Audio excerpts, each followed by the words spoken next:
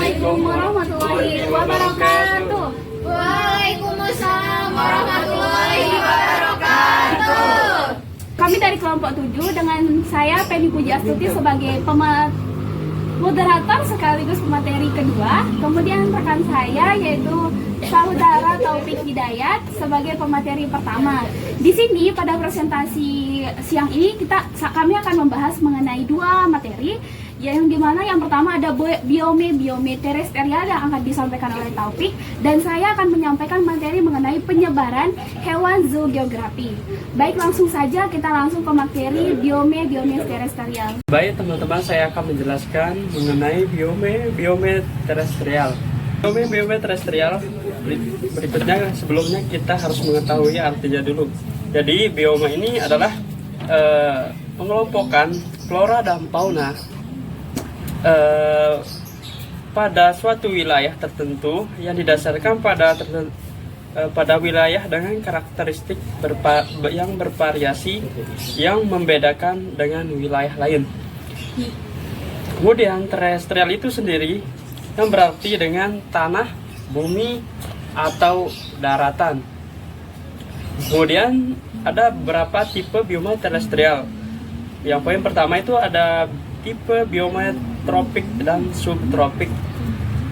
Yang biome tropik dan subtropik dari beberapa jenis hutan yaitu sebagai berikut. Yang A, hutan tropik basah terdiri dari terna dan liana dan lain sebagainya. Kemudian B, hutan tropik dengan irama musiman terdiri dari hutan musim, hutan sabana dan semak berduri sabana, dan padang rumput tropik dan subtropik, gurun tropik dan subtropik. Kemudian yang ke poin kedua, tipe biome daerah iklim sedang. Di mana biome daerah iklim sedang ini terdiri dari beberapa jenis, yaitu A, hutan peluruh atau meranggas. Kemudian B, hutan pohon jarum di bagian utara. Kemudian yang C, hutan hujan iklim sedang. Yang D, hutan berdaun kaku. Yang E, semak belukar dan padang rumput. Yang F, vegetasi gurun di daerah iklim sedang. Kemudian yang poin ketiga ini ada tipe biome kutub dan pegunungan tinggi berupa tundra. Kemudian kita beralih ke poin C, tipe biome terestrial, yang dimana hutan hujan tropis terdapat pada tempat rendah di garis lintang tropis, terutama 10 derajat LU lintang utara, 10 derajat LS lintang selatan, di mana sering terjadi hujan lebih dari 180. Kemudian tanaman yang dominan hidup berupa pohon hijau yang besar yang membentuk kanopi yang rindang dan ukurannya pun setinggi 3 sampai 50 meter. Jadi di hutan hujan tropis ini di sepanjang tahun itu kebanyakan dia itu hujan, dan cuma 2 sampai 3 bulan aja dia panas. Jadi kebanyakan hujan. Kemudian terus kita balik ke poin kedua, yaitu hutan berdaun rontok tropis. Hutan berdaun rontok tropis biasanya terdapat di daerah rendah yang panas di luar daerah ekuator atau garis khatulistiwa, di mana hujan lebih musiman daripada di daerah hujan tropis dibandingkan dengan hutan hujan tropis. Kemudian poin ketiga, hutan berduri. Hutan berduri ini adalah hutan duri tropis. Terdapat jenis tumbuhan yang tumbuh di tempat panas, agak kering, sampai daratan rendah yang semi gersang. Tanaman-tanaman yang dominan berukuran pendek, semak, dan pohon yang berduri. Jadi di daerah hutan berduri ini hanya terdapat tanaman-tanaman yang dominan yang berukuran yang kecil-kecil. Kemudian kita beralih ke sabana tropis. Sabana tropis ini adalah padang rumput tinggi dengan di sekelilingnya sedikit pohon dan ada semak. Sabana biasanya terdapat di ketinggian rendah sampai menengah, di mana kekeringan musiman terjadi. Hutan sabana dapat berubah bentuk tergantung dari curah hujan yang terjadi. Jadi sabana terluas berada di Afrika dan di Afrika Timur dan di Afrika Tengah. Kemudian yang kelima itu gurun dan semi gurun terdapat di seluruh dunia yang memiliki ketinggian rendah sampai menengah. Curah hujan hampir tidak ada. Kemudian di daerah ini yang pastinya daerah ini kering. Kemudian hutan berdaun kaku atau hutan Sclerophyllus. Hutan Sclerophyllus yang terdapat di daerah bersuhu sejuk yang mendapatkan salju musim dingin yang sedang tetapi musim panas berlangsung panjang. Kemudian yang ketujuh, hutan hijau subtropis. Hutan berdaun hijau subtropis beberapa disebut hutan oak laurel. Hutan gunung, hutan berawan biasanya terdapat di pegunungan subtropis di ketinggian sedang yang menutupi daerah luas Cina dan Jepang. Kemudian yang ke-8, hutan daun rontok iklim sedang atau hutan peluruh iklim sedang. Hutan ini terdapat di seluruh garis lintang beriklim sedang, hampir dimanapun di mana ada cukup air untuk membantu pertumbuhan pohon-pohon besar. Hutan ini disebut juga hutan daun rontok musim panas karena memiliki ritme tertentu setiap tahunnya. Kemudian yang ke-9, hutan pohon jarum boreal. Hutan ini sangat luas di Amerika Utara, bagian utara Eropa dan Asia. Yang daerahnya hutan ini yang beriklim sub sedang. Bioma ini juga meluas ke garis lintang iklim sedang pada tempat yang lebih tinggi. Kemudian yang ke-10, hutan hujan iklim sedang. Hutan ini adalah bioma yang tidak biasa tetapi menarik. Terdapat di hemisfer utara dan selatan, di mana salju melebihi 150 cm per tahun dan terjadi paling tidak selama 10 bulan. Kemudian yang ke-11, padang rumput iklim sedang. Pada rumput iklim sedang terdapat di daerah yang sedikit kering dan iklim kontinental. Kita beralih ke tundra. Tundra yang vegetasi semak merupakan karakteristik ketinggian dan garis lintang tinggi. Ciri-ciri tanaman tundra adalah bisa beradaptasi dengan suhu rendah dan musim pertumbuhan yang pendek. Banyak klasifikasi yang menyebutkan bahwa tundra adalah rangkaian dari semi gurun atau bioma gurun karena salju sedikit dan suhu dingin membatasi air bagian pertumbuhan tanaman. Sekian mungkin. Di sini saya akan melanjutkan materi dari saudara topik, yaitu mengenai penjabaran hewan zoogeografi. Di sini ada 3 materi yang akan kita bahas. Yang pertama adalah zoogeografi sebagai bagian dari biogeografi. Yang kedua adalah perbedaan antara zoogeografi dan fitogeografi. Yang ketiga ada wilayah persebaran hewan. Nah, langsung saja ke materi yang pertama, yaitu zoogeografi sebagai bagian dari biogeografi.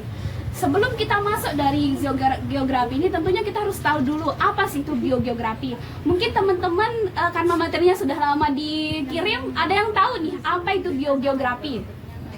Ayo, ada yang tahu? Biogeografi. Biogeografi adalah ilmu yang mempelajari tentang letak geografis, maksudnya kayak bumi, letak geografi dari bumi itu, terus bentang alamnya kayak gitu. Terus saya nambahin ya, kalau menurut saya biogeografi itu adalah cabang ilmu biologi yang mempelajari tentang keanekaragaman hayati. Iya, oke. Benar jawaban dari saudari Sally dan Tia itu juga benar sekali. Intinya biogeografi itu adalah gabungan dari biologi dan geografi. Kalau ada biologi berarti kita mempelajari hayati di sana. Nah, di mana geografi itu mempelajari benar kata Sally tadi, geografisnya, kemudian lintangnya dan juga persebarannya di sana. gitu. Jadi zoogeografi ini adalah ilmu yang mempelajari tentang keanekaragaman hayati, baik itu meliputi penyebarannya dan itu meliputi hewan dan tumbuhan.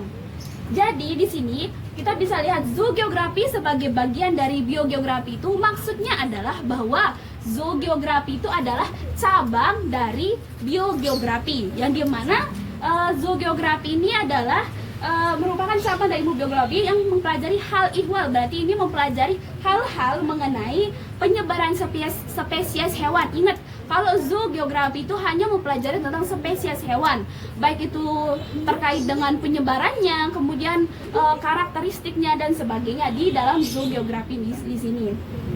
Kemudian selanjutnya yang B, perbedaan antara zoogeografi dengan fitogeografi. Kalau kita lihat ada perbedaan, berarti tentunya ada persamaan. Nah, persamaan antara zoogeografi dengan fitogeografi ini, dia sama-sama merupakan bagian atau cabang dari biogeografi tadi. Kemudian perbedaannya itu adalah bisa kita lihat di namanya.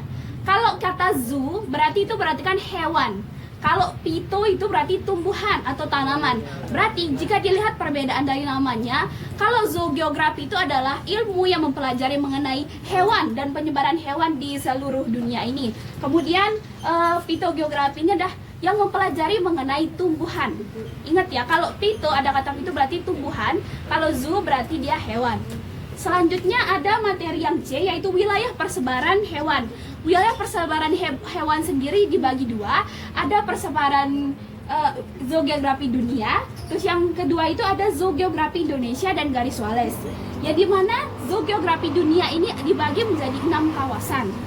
Kawasan yang pertama ada kawasan Neartika, yang dimana kawasan ini terbentang dari daerah yang beriklim Ugahari di bagian selatan sampai kutub utara di bagian utara, atau dari bagian tengah benua Amerika sampai bagian utara benua Amerika. Hewan endemik di kawasan Neartika ini adalah rusa, tapi dia itu bangsa rusa yang berukuran besar. Kalau beda dengan rusa yang biasa pernah kita lihat mungkin di kebun binatang dulu, itu beda. Kalau di Neartika ini rusanya itu bisa dilihat di gambar yang ini ada di leplek, itu adalah gambar rusa yang ada di Neartika. Ukurannya lebih besar, kemudian dari warna tubuhnya itu ada seperti bercak putih di tubuhnya, kemudian dia bertanduk. Kemudian di selanjutnya ada kawasan neotropika. Nah, di kawasan neotropika ini, bagian terbesar kawasan ini beriklim tropis yang membentang dari bagian tengah benua Amerika sampai di bagian selatan benua Amerika dan dataran rendah tropika. Hewan yang ada di sini yaitu seperti ilama, kera berekor prehensil, kukang, tapir, pemakan semut, dan sejenis burung betet. Burung betet itu bisa dilihat kalau pernah tonton film kartun, ada kan kartun burungnya warna biru. Nah, itu namanya burung betet. Ya, itu kalau pernah lihat film animasi, itu yang warnanya biru, itu nama burung betet. Tapi kalau burung betet Amerika itu biasanya dia tuh berukuran besar dibandingkan burung-burung yang seperti yang ada yang warna merah dan sebagainya. Kemudian selanjutnya ada kawasan Paleartika. Kawasan ini mencakup sebagian besar benua Eropa, Asia, dan ujung utara benua Afrika.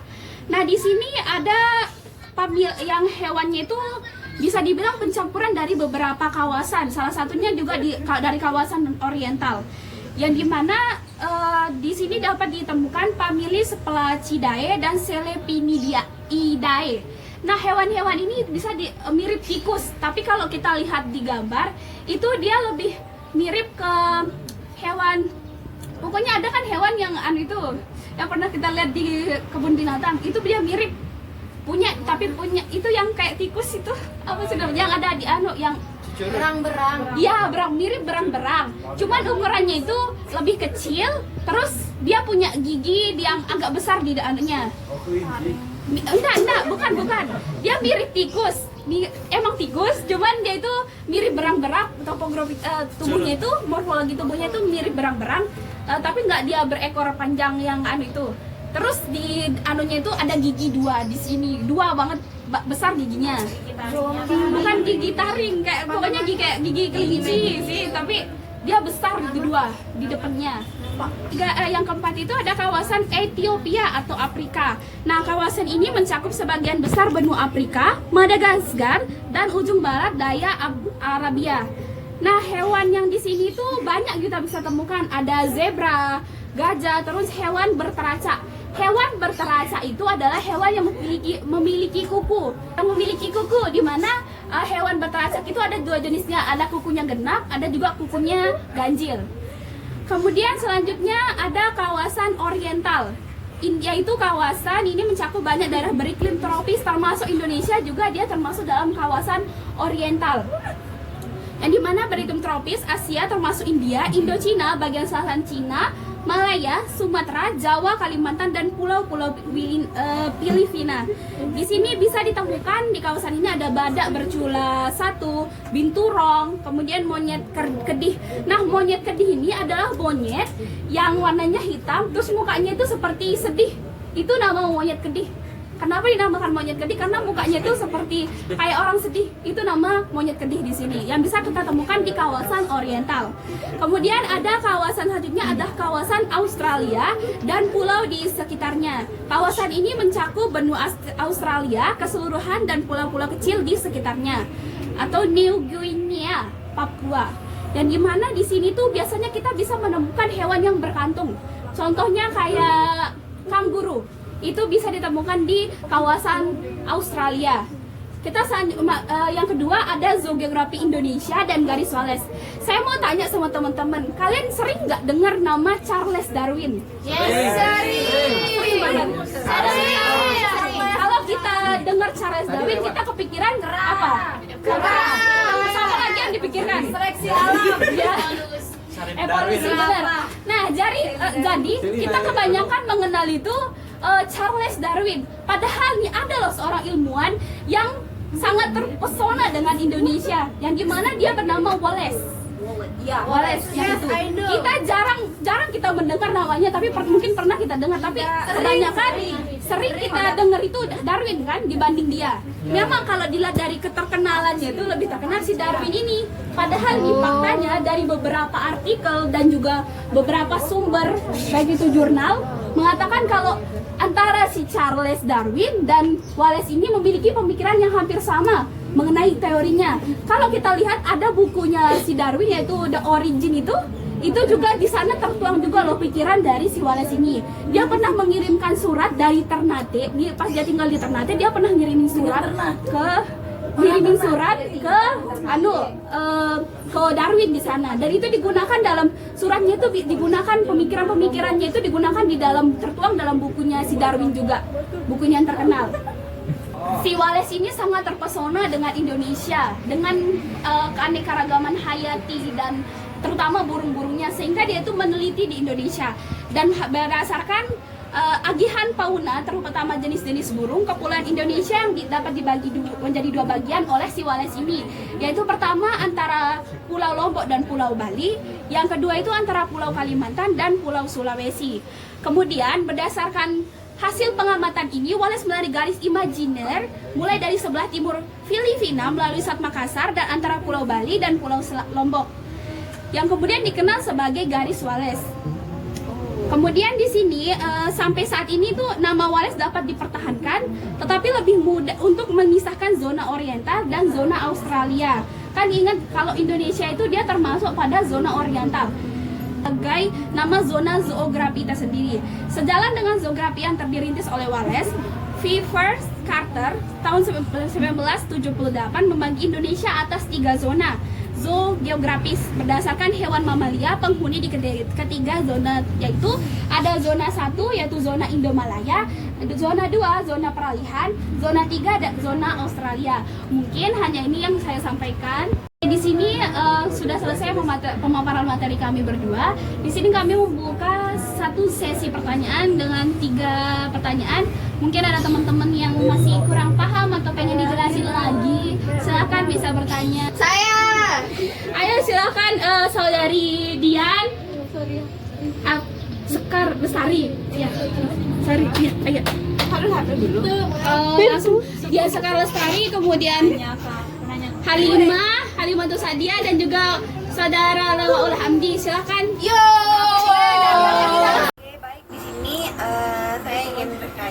kepada kelompok yang sedang presentasi. Di sini yang saya tanyakan ketika pemaparan materi tadi saya sempat dengar gitu ada pembagian kawasan gitu ya di seluruh dunia. Jadi yang ingin saya tanyakan mungkin ada ciri-ciri dari setiap kawasan tersebut. Yang tadi kalau tidak salah ada 6 kawasan yang ada di dunia gitu. Mungkin ada setiap kawasan itu punya ciri khasnya masing-masing gitu. Mungkin bisa dijelaskan oleh kelompok yang hanya itu aja. Baiklah, terima kasih kepada moderator. Di sini saya akan menanyakan di materi biome terestrial. Di sini itu ada tipe biome terestrial di bagian kutub dan pegunungan tinggi ini. Di sini kan ada namanya tundra. Nah, di mana tundra ini yaitu dataran tanpa pohon berupa padang lumut dengan temperatur sangat dingin. Kenapa di biome tundra ini dia tidak bisa ditumbuhi oleh pohon tinggi gitu, melainkan hanya lumut.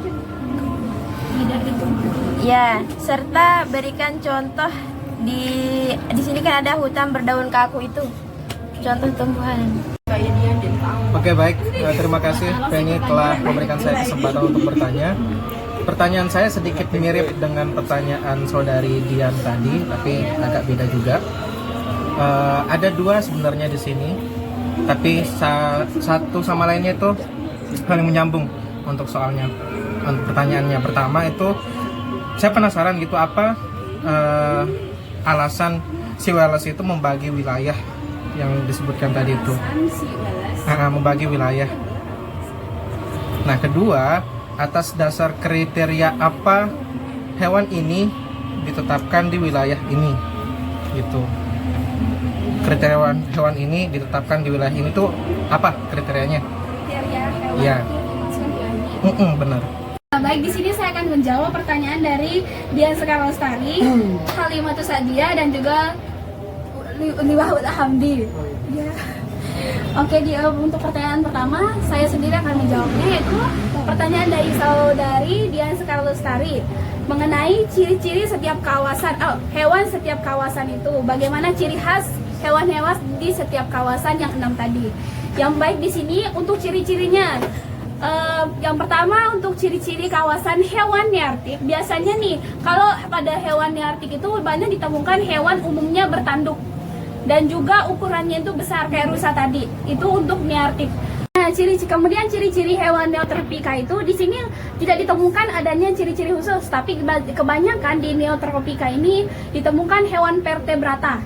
Kebanyakan di sana itu hewan vertebrata dengan berbagai karakteristiknya. Cuman di sana memang lebih banyak temukan hewan vertebrata.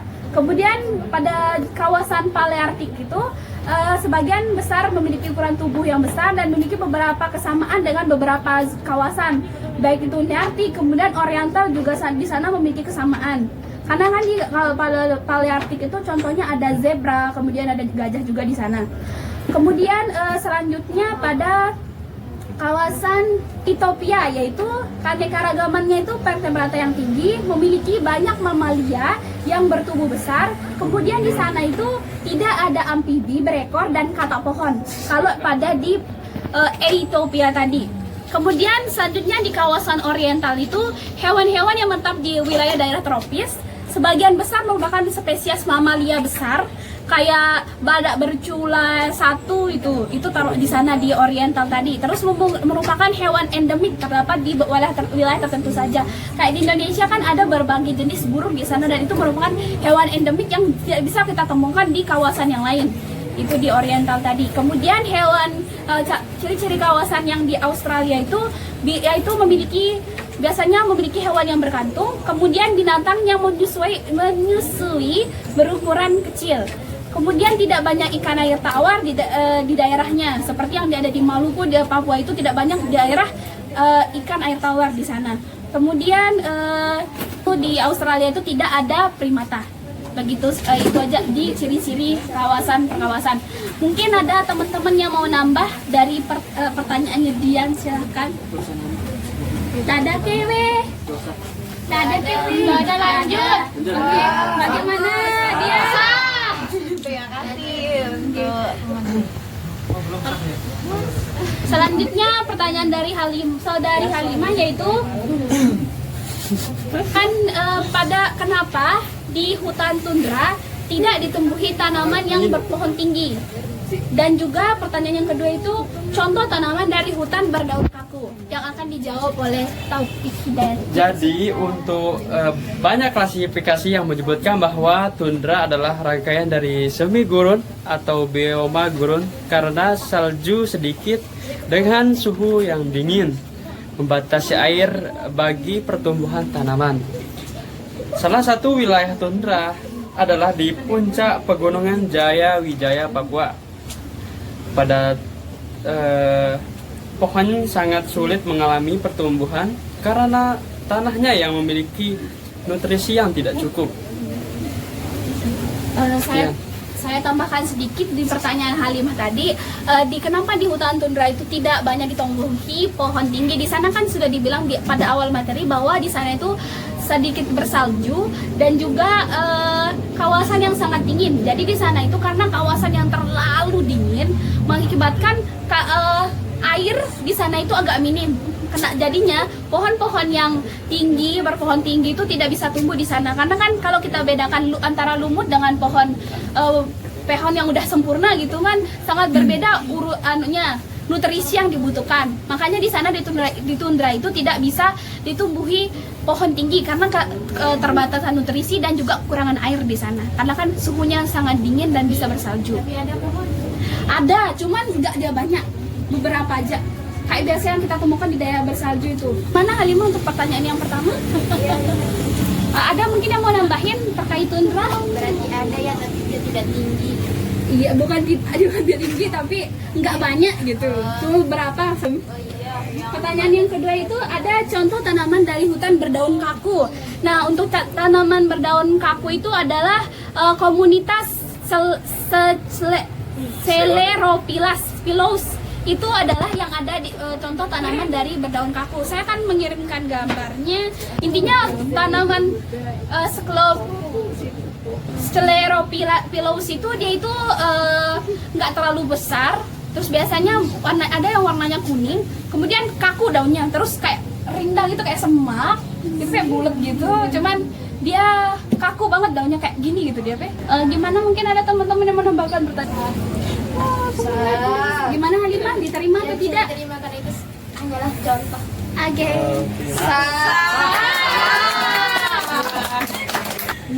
Selanjutnya dari saudara Iwaul Hamdi. Pertanyaan yang pertama yaitu apa alasan si Wallace membagi wilayah? Terus yang kedua itu atas dasar kriteria apa hewan tersebut dimasukkan ke kawasan ini, ke kawasan itu? Ya, benar. Ya. Yang pertama itu kan apa alasan si Wallace membagi wilayah? Pertama nih, alasan orang untuk membagi atau mengelompokkan itu adalah untuk memudahkan. Itu adalah yang paling umumnya. Untuk memudahkan dari setiap hewan yang ada di suatu kawasan. Misalnya di zona ini dia berbeda hewannya antara zona ini, zona ini.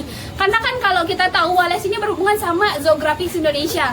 Di Indonesia itu ada banyak beragam burung dan hewan-hewan yang sangat beragam intinya kan. Nah, kenapa si Wallace ini membaginya? Karena dia itu berpikir bagaimana caranya untuk kita memudahkan orang-orang nantinya untuk mengenal di kawasan ini atau di daerah ini itu ada hewan endemik apa. Itu untuk alasan alasan yang paling umum dari si Wallace ini. Membaginya untuk memudahkan nantinya untuk Kemudian alasan yang kedua itu untuk memudahkan memperkenalkan hewan-hewan yang ada di suatu kawasan. Gini ya, misalnya kalau ada yang namanya pembagian wilayah di setiap pembagian hewan di setiap wilayah ini, kita nggak tahu di wilayah ini tuh hewannya apa sih, ciri khasnya apa sih. Nah, itu hanya untuk memperkenalkan bahwa di daerah ini ada hewan ini yang tidak akan ditemukan di daerah yang lain. Gimana Waul untuk pertanyaan pertama? Oke, mungkin ada teman-teman yang mau menambah.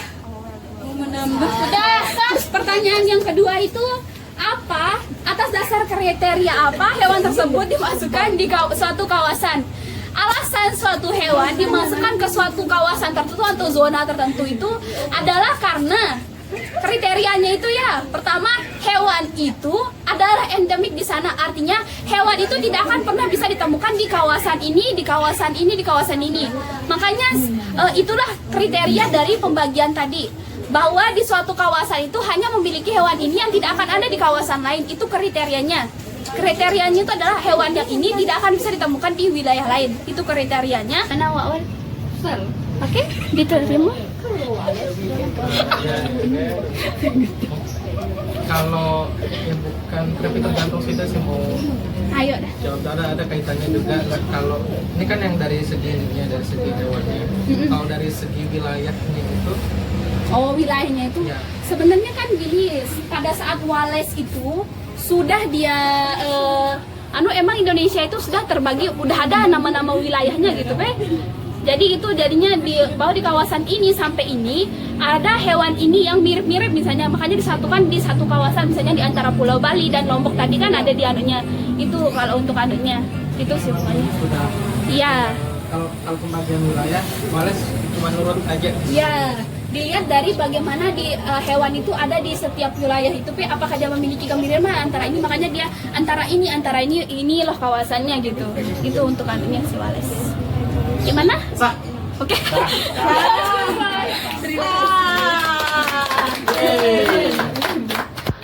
Baik, di sini hanya ini materi kami dan juga dari pertanyaan sudah kami jawab semua.